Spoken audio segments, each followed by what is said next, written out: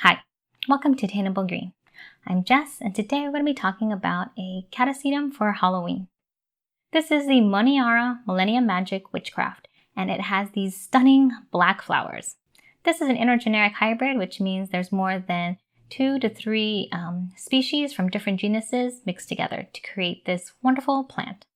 I've had this plant for about a year, and last year I thought it would bloom, but I think it was still adjusting to my environment.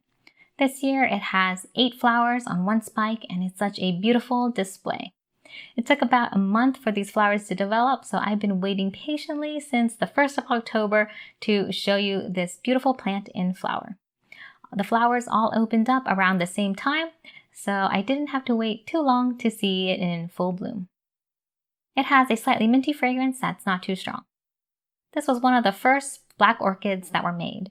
The newer hybrids of these black catasetums have more of an open shape to them, so that they have kind of a flatter and more open presentation. The Millennium Magic is still beautiful regardless, but it makes it a little bit difficult to photograph because of its kind of cupped, bent shape. Although this plant is considered a black orchid, if you see it in the sunlight or backlit, you'll notice that the petals are actually burgundy color. The color of the flowers is a very dark burgundy, but for all intents and purposes, it's pretty much black. One thing to note about this plant is that when it's in bloom, you kind of want to place it somewhere where you won't brush up against it, because it's known to shoot its pollen, and when it does that, the flowers will start to fade very quickly. By putting these plants up on display, you'll be able to appreciate these flowers for about a month. So here are a couple of care tips for this plant.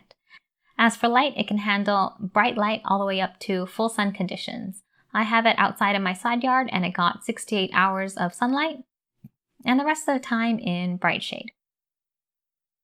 As for temperature, it can handle intermediate to warm conditions. So during the day, it can handle 70 all the way up to 90-degree temperatures, and in the wintertime, it can probably get down to about 50 or 55 degrees Fahrenheit.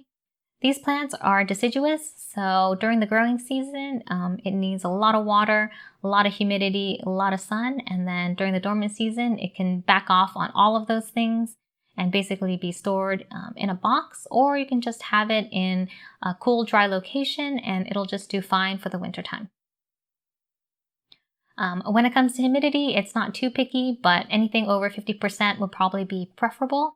And it will probably be best because it keeps away the spider mites.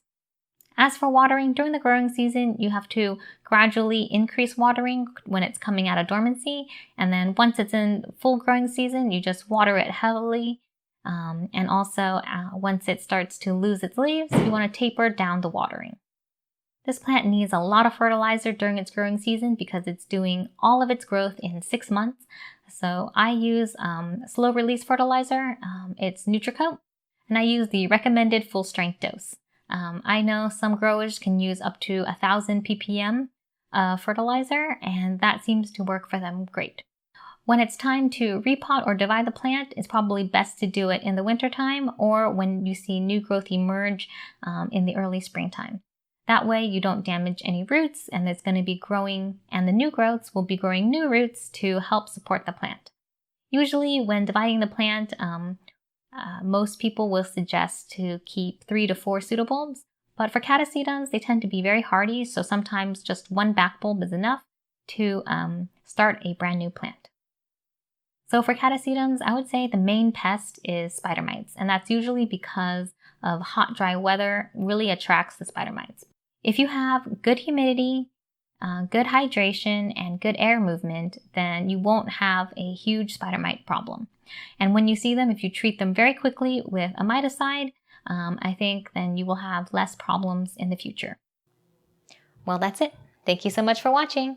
If you like this video, please give it a thumbs up. Subscribe to my channel, Attainable Green, to follow along on my orchid growing journey. I hope you all are having a happy Halloween, and I'll see you in the next video. Bye!